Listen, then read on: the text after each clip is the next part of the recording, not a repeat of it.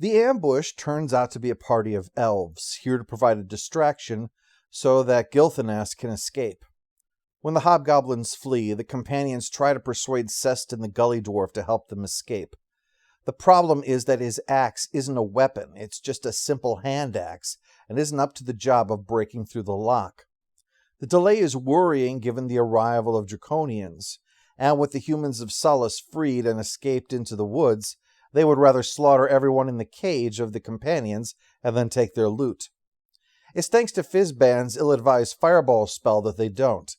Even though it sets his own beard on fire, it does keep the Draconians off them and weakens the lock enough for Sestin to finally break it, allowing the companions to escape the cage, retrieve their items, and battle the Draconians.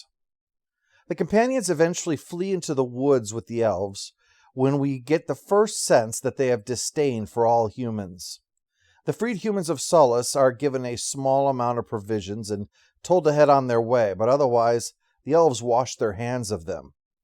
This overall situation is understandable. They freed the humans as a courtesy, but they're not going to take responsibility for them. But what's far more concerning, though, is the dismissive way that they regard it.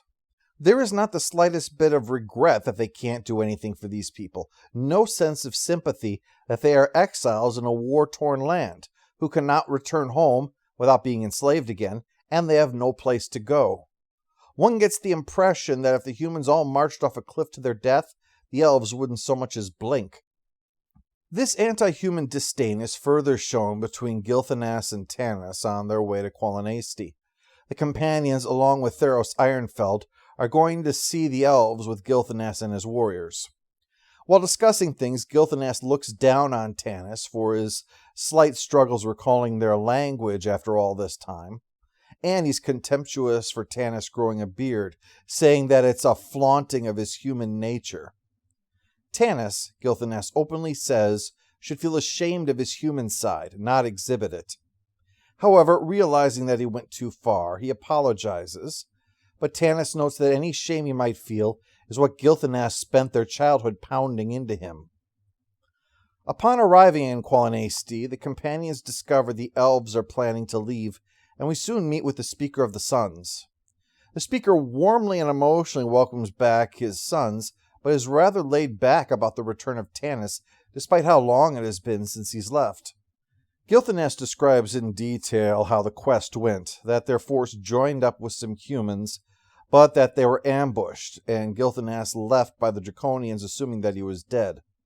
This allowed him to discover the captured members of the group, elves and humans, held prisoner by Lord Verminard. Repeating what was told to the Grand Cleric in Sullus, Verminard says they intend to wipe out the elves, that the humans are better capable of being brought to heel and live in the new order that is to come. Then all of them are executed via dragon breath, an agonizing death that would have claimed Gilthanas as well if Theros Ironfeld hadn't held him back and taken him to safety. So we now know how he wound up in the Inn of the Lost Home to meet up with our heroes.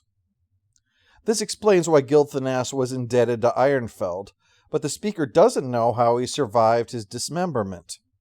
When Gilthanas says that Gold Moon healed Ironfeld, the speaker scoffs. And when he sees that she has a medallion of Mishika, he's enraged, calling it a blasphemy for a human to bear it. In his fervor, he tries to take it away from her, but instead is struck to the ground the moment he touches it, and Fizban gives him a lecture about his foolishness. Remarks that are somewhat undone by the old magician's scatterbrain choosing that particular moment to presume that his hat falling over his eyes meant he'd been stricken blind. Despite this, the speaker recognizes how foolish he was. He still, like the rest of the elves, blames humanity for the cataclysm, and thus would not consider any human to possibly be worthy, that to hold the medallion was to defile the divine symbol. He apologizes for his behavior, yet his attitude towards humans does not change, as we see. The plan of the elves is to escape to the west, possibly the ancient city of Silvanasti, and avoid any confrontation with Verminard and the dragons. Qualinasti can be defended against a conventional army, but not against one that is capable of flight. Gilthan's quest had been to go to the humans working in the mines. Apparently the men there are kept working because the women and children are all kept as hostages. So, the plan was to free them so that the humans could then rise up and attack Verminard's forces, which would buy time for the elves to make their escape. After pointing out that it wasn't a long-term plan for the humans, the speaker makes clear he understands some of them may die, but it's acceptable, especially in light of the number of elves who died in the cataclysm. Still, if the humans are not freed, they will be slaughtered. The mine is already nearly exhausted, and Verminard will not keep on useless slaves. So the companions are going to help with the plan. Personal developments involve two characters, Tika and Tanis. Tika is on something of a hero's journey, choosing to give up the life of a barmaid and to instead become a swordswoman. She is provided with elven armor pieces and a sword, and Karaman opts to teach her, although there is no denying that he is very attracted to her, and the new outfit the armor provides is in some ways even more revealing than her barmaid's outfit. This provides several directions for her character growth, both her change to heroism and the growing nature of her relationship with the strong-muscled warrior that is training her. As for Tanis, a figure from his past is now re-entering his life because of their visit with the elves, Laurana. In their youth, the pair were betrothed, but Tanis matured far faster than her and has now fallen in love with the absent Katara.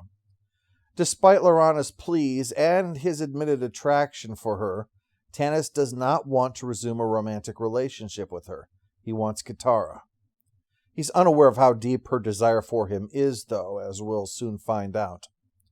This relationship, as well as this section of the book, continues to explore the implications of Tanis being of two worlds, that he is not accepted fully as an elf despite being half-elven and raised among them, that his human attributes bring him contempt in a society that so clearly despises humanity. Yet Laurana is more than just attracted to him in their youth, but even after so long away, she still desires him, even after he says that he loves another. And it should be noted it's not for the exotic nature of his half-human heritage. Indeed, she initially tells him to shave off his beard before saying she'll grow to like it if he wants to keep it. Her attraction is for the man himself. Yet he cannot let go of Katara, despite her breaking her oath and not returning to them. This portion of the book sets up the second half of this tale involving the mines, but it first fills us in on just how Tanis' nature has led him to this complex situation of his, this life he has chosen to lead. It also makes clear for us just where the elves stand in all of this, that they have no care for humans except in how they can be used against their enemy. If they are called upon, the readers can see the elves are unlikely to offer any aid unless they themselves are likewise in danger if the threat is not dealt with. Without the fabled dragon lance to give them hope, the elves will only look within, even when the arrival of a priestess of Mishaka should finally offer it to them.